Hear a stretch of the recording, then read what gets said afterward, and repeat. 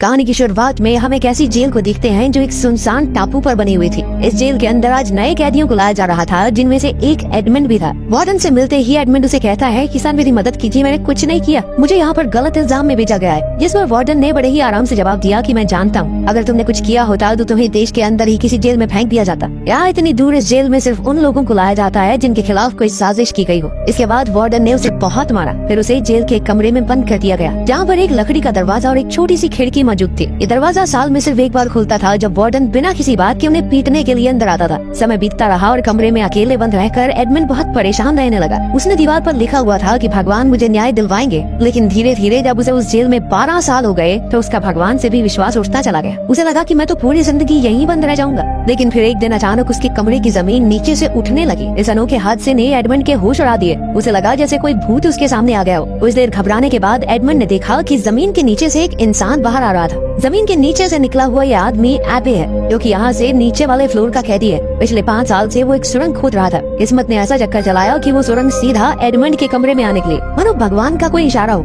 एबे के आने से एडमंड को एक साथी मिल गया था, जिससे वो बातें कर सके, क्योंकि इतने समय से कमरे में अकेला बंद रह के वो पागल सा होने लगा था। इसके बाद एबे ने बहुत उत्साह से एडमंड को अपने कमरे में बुलाया। उधर एडमंड बहुत खुश था कि उसे पत्थरों से दीवार पर निशान बना बना के समय नहीं काटना पड़ेगा। और जैसे ही एडमंड एबे के कमरे में घुसा तो वो वहाँ का नजारा देखकर हैरान रह गया। एबे का कमरा बाकी कैदियों की तरह नहीं था, एक ठीक ठाक से होटल की तरह कह सकते हैं। वहाँ उसके आराम के लिए कुर्सियाँ थी और शेल्फ पर पता नहीं कितनी किताबें पड़ी थी।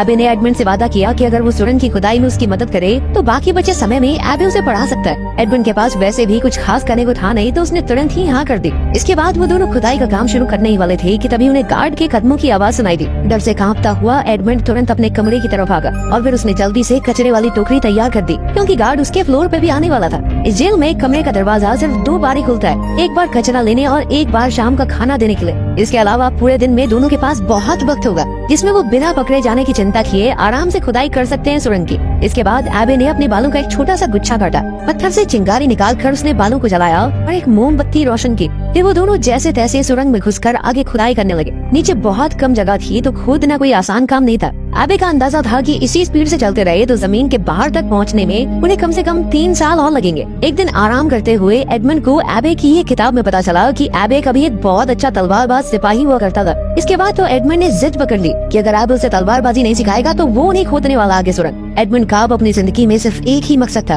अपने दुश्मनों से बदला लेना। उसकी बातें सुनकर एबे मान गया और एडमंड को लड़ाई का हुनर सिखाने के लिए तैयार हो गया। एबे ने समझाना शुरू किया कि रफ्तार ही एक योद्धा की सबसे बड़ी ताकत है। एबे ने कमरे में टपक रही बूंदों से एडमंड को एक तकनीक सिखाने का सोचा। उसने टपकती हुई पानी की धार से अपना हाथ इतनी तेजी से गुजार दिया कि वो गीला ही नहीं हुआ, और कहा कि जिस दिन तुम्हारे हाथ इतने तेज हो जाएंगे उस दिन एक काबिल योद्धा बन जाओगे तुम। इसके बाद एबे वापस खुदाई करने चला गया और उधर एडमंड ने अपनी प्रैक्टिस जारी रखी। कुछ दिनों बाद एबे ने दरवाजे से लकड़ी के फट्टे तोड़कर नकली तलवार बना ली और एडमंड को बढ़िया तरीके से तलवारबाजी सिखाने लगा। जब उसकी तलवारबाजी की ट्रेनिंग खत्म होती तो एडमंड पढ़ाई पर ध्यान देता। अब उसका पूरा दिन पढ़ाई, खुदाई और तलवारबाजी की प्रैक्टिस में निकल जाता। कुछ महीनों बाद एडमंड की तलवारबाजी में जबरदस्त सुधार आया। अब एबे को दिखने लगा था कि एडमंड उससे भी बढ़िया तलवारबाज बन चुका है। एक शाम बातचीत के दौरान एडमंड को पता चला कि एबे पहले स्टेडियाज नाम के एक बहुत ही अमीर परिवार के लिए काम करता था। उसके मालिक ने बहुत दौलत कमाई थी और अब नेपोलियन ने एबे को इसी खजाने की जानकारी हासिल करने के लिए कैद करवा रखा है। ये सुनकर एडमंड को बहुत गुस्सा आया, क्योंकि वो भी नेपोलियन के धोखे की वजह से ही अंदर बंद है। दिन पर दिन सुरंग की खुदाई उन्हें आजादी के और करीब ले जा रही थी। एक दिन उन्हें सुरंग की जमीन में पौधों की जड़ें दिखने लगी, जिससे एबे ने हिसाब लगाया कि वो दोनों बाहर निकलने के काफी करीब हैं। ये बात जानकर दोनों की खुशी का ठिकाना ही नहीं था। लेकिन जल्द ही कुछ ऐसा हुआ कि उनकी खुशी मिट्टी में मिल गई। सुरंग तेजी से हिलने लगी और फिर जोरदार आवाज के साथ बहुत सारे पत्थर और मिट्टी उनके ऊपर गिर पड़े, जिनके नीचे एबे दब गया। घबराकर एडमंड ने तुरंत पत्थर हटाए और एबे को बाहर निकाला। दरअसल उन्होंने गलत दिशा में खुदाई करती थी। सुरंग की खुदाई में उनसे जरूर कुछ गलती हुई थी, क्योंकि ऊपर से खाने वाला डब्बा भी नीचे गिर गया था। एक बहुत भारी पत्थर एबे की छाती पर गिरने की वजह से वो गंभीर रूप से घायल था।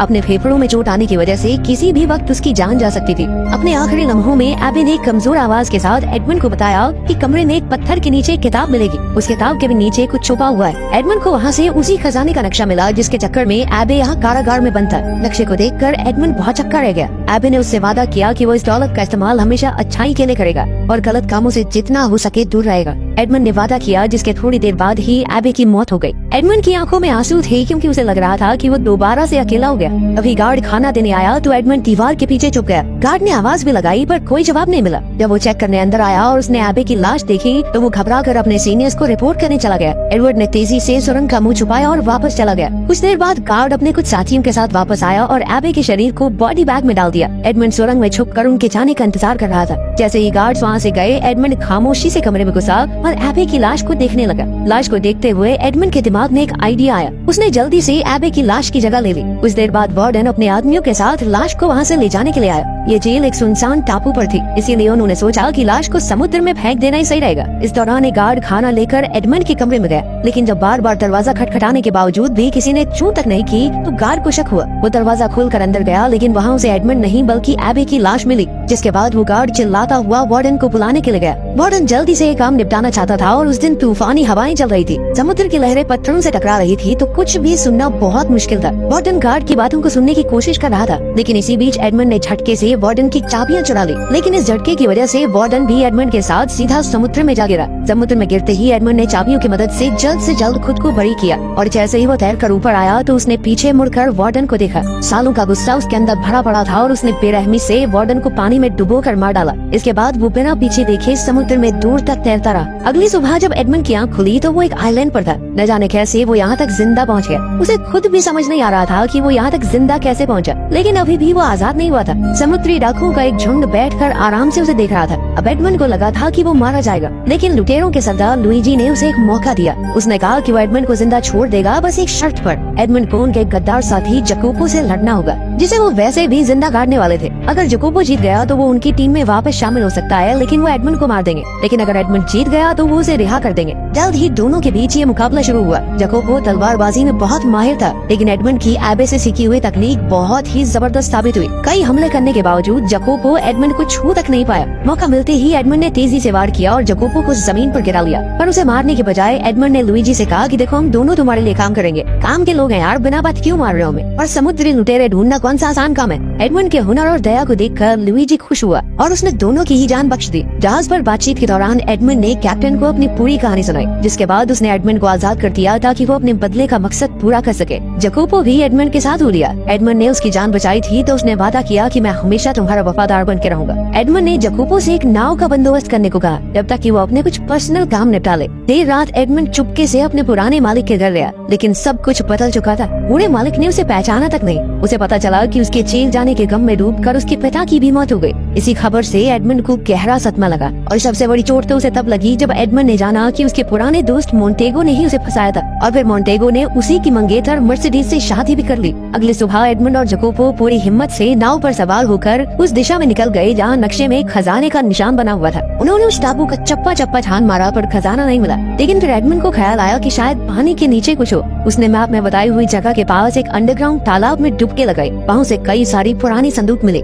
जैसे ही उसने एक संदूक खोली तो चमचमाता हुआ सोना दिखाई दिया। जकोपो खुशी से झूम उठा और उसने जितना हो सके उतना सोना नाव में भर लिया, लेकिन पूरे खजाने को ले जाने के लिए तो उन्हें एक बड़े जहाज की जरूरत थी। लेकिन एडमंड के अंदर खुशी से ज्यादा अभी भी बदले की आग थी। उसने फैसला किया कि ये दौलत बस एक ही काम आएगी, उसके बदले का रास्ता बनाने के। सबसे पहले एडमंड ने एक बड़ा आलीशान घर खरीदा और अपने आप को फ्रांस के एक नए रईस के रूप में सबके सामने पेश किया। साथ ही उसने अपने आसपास के बाकी रईस लोगों को भी अपने शानदार घर में एक पार्टी के लिए बुलाया। जल्द ही उसकी दावतों और शहनशाही अंदाज ने सबके बीच उसे मशहूर कर दिया। रईस लोग अब एडमंड में दिलचस्पी लेने लगे, लेकिन असल में एडमंड ये सब अपने धोखेबाज दोस्त मोंटेगो का ध्यान खींचने के लिए कर रहा था, लेकिन वो तो बिना उससे बात किए निकल गया। एडमंड की पुरानी मंगेतर मर्सिडीज ने मोंटेगो से शादी तो कर ली थी और उसे कभी खुशियाँ नहीं मिल सकी। जुए, शराब और शबाब में सारा पैसा उड़ा लेने के बाद अब मोंटेगो बैंक से लिया हुआ पैसा चुकाने की हालत में नहीं था। ऊपर से एडमंड ने कुछ ऐसी चालें चली कि मोंटेगो को कहीं और से भी पैसों का जुगाड़ करना मुश्किल हो जाए। जकोपो ने एडमंड को खबर दी कि मोंटेगो का एक बेटा भी है, एल्बर्ट। जिसके बाद एडमंड ने एक सुंदर औरत और अपने लुटेरे दोस्तों के साथ मिलकर एल्बर्ट की फर्जी किडनैपिंग करवाई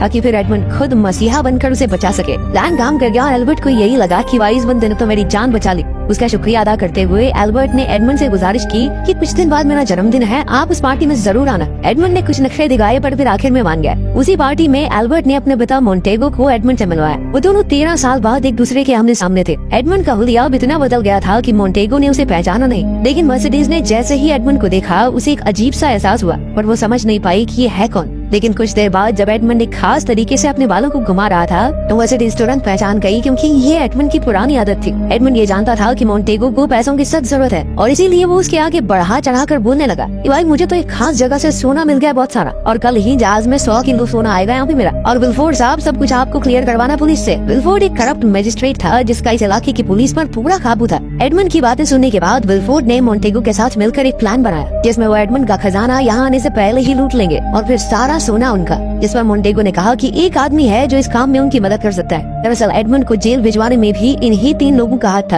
और एडमंड ने अब जानबूझकर इन्हें इकट्ठा किया था। खैर पार्टी खत्म होने के बाद मर्सिडीज चुपके से एडमंड की घोड़ा गाड़ी में जा बैठी। रोते हुए उसने बताया कि मोंटेगो ने उसे धोखा दिया, कहा कि एडमंड को फांसी हो गई। एडमंड को डर था कि यह सच उसके बदले के प्लान को बिगाड़ न दे, इसीलिए उसने अभी के लिए मर्सिडीज को वापस जाने को कहा। इसके बाद हमने देखा कि एडमंड का सोने वाला जहाज लूट लिया गया। इसे अंजाम देने वाला मोंटेगो का ही आदमी था जिससे एडमंड को अपना बदला लेना था। वो आदमी सोच रहा था भाई आसानी से चोरी होगी, मजा आ गया, पर तभी गार्ड्स ने वहाँ आकर उसे पकड़ लिया। वो भागने लगा तो सामने से एडमंड आ गया। आदमी ने लड़ने की कोशिश की पर एडमंड ने रस्सी का फंदा उसके गले में डाल दिया। भागने से पहले एडमंड ने उसे अपनी असली पहचान बताई ताकि उसे याद तो आए कि वो किस गुनाह के लिए मरा है। अब अगला निशाना था मजिस्ट्रेट विलफोर्ड। सालों पहले इसी मजिस्ट्रेट ने नेपोलियन की चिट्ठी के चक्कर में एडमंड को फंसाया था। मजिस्ट्रेट का बाप खुद नेपोलियन का सपोर्टर था, लेकिन पावर हासिल करने के चक्कर में मजिस्ट्रेट ने अपने ही पिता को मरवा दिया और इल्जाम एडमंड पर लगवा कर उसे जेल भिजवा दिया। लेकिन अब एडमंड ने बातों बातों में बड़ी चालाकी से मजिस्ट्रेट से ये पूरी बात बुलवा ली। विलफोर्ड ने भी सब बोल दिया क्योंकि वैसे भी एडमंड ये सब साबित नहीं कर सकता। लेकिन कमरे में पुलिस पहले से मौजूद थी जिन्होंने विलफोर्ड की पूरी बात सुन ली और उसे पकड़ कर ले गई। उधर कंगाल हो चुका मोंटेगो भागने की तैयारी कर रहा था, लेकिन मर्सिडीज ने उसके साथ चलने से साफ इनकार कर दिया। साथ ही उसने बताया कि एल्बर्ट उसका बेटा असल में एडमंड और मर्सिडीज का बेटा है। एडमंड के अरेस्ट के वक्त वो प्रेग्नेंट थी और इसी मजबूरी में उसने मोंटेगो से शादी कर ली। मोंटेगो गुस्से में चिल्लाया पर उसके पास कोई दूसरा रास्ता नहीं था। वो एक पुराने किले में गया जहाँ उन्होंने चोरी का सारा खजाना छुपाया था, लेकिन संदूक के खोलने पर उनके अंदर से सिर्फ रेत ही निकला। आखिरी संदूक में सिर्फ एक छोटा सा चेस्ट पीस निकला जो कि एडमंड को मोंटेगो ने ही दिया था। उसी वक्त एडमंड वहाँ आया और मोंटेगो समझ चुका था कि वो कौन है। गुस्से से पगलाए मोंटेगो ने तलवार से एडमंड पर हमला किया, पर वो एडमंड का मुकाबला नहीं कर सकता था। एडमंड ने आसानी से उसकी तलवार गिराकर उसे दीवार से लगा दिया, लेकिन जैसे ही एडमंड आखिरी वार करने वाला था, एल्बर्ट ने बीच में आकर कहा कि मैं अपने पिता को ऐसे मरने नहीं दूंगा। इसी चीज का फायदा उठाकर मोंटेगो चुपके से बंदूक में गोली और बारूद भरने लगा। अभी मर्सिडीज भी वहाँ पहुंची और उसने एडमंड को रोक कर बताया कि एल्बर्ट उसी का बेटा है। ये सुनकर तो एडमंड होश खो बैठा। उधर मोंटेगो ने अपनी बंदूक से एडमंड पर निशाना लगाया, लेकिन जकोबो ने बिजली की तरह एक चाकू फेंका जिससे मोंटेगो का निशाना चूक गया और गोली अभी भी मर्सिडीज के कंधे पर जा लगी। इसी अफरा तफरी में मोंटेगो भाग निकला, पर एडमंड ने उसका पीछा किया। लेकिन जब मोंटेगो ने घोड़े पर चढ़कर जबरदस्त हमला किया तो एडमंड की तलवार गिर गई। अब मोंटेगो जीतता हुआ मालूम पड़ रहा था, लेकिन अंत में एडमंड ने जैसे तैसे मोंटेगो को गिराकर जानलेवा वार किया। मोंटेगो की मौके पर ही मौत हो गई। अपने बदले की आग ठंडी होने के बाद एडमंड अपनी पत्नी मर्सिडीज और बेटे एल्बर्ट को लेकर उस जेल में गया जहाँ उसने 13 साल गुजारे थे। वहाँ उसे अपने गुरु एबी की याद आई। उसने एबी के बारे में सोचते हुए उसके पैरों में सर झुकाया और फिर ये पूरा इलाका खुद खरीद लिया ताकि किसी को भी वो सब न जाना पड़े जो उसने सहा है। वीडियो पसंद आए तो लाइक कर देना, चैनल को सब्सक्राइब कर लेना। मिलते हैं अगली वीडियो में।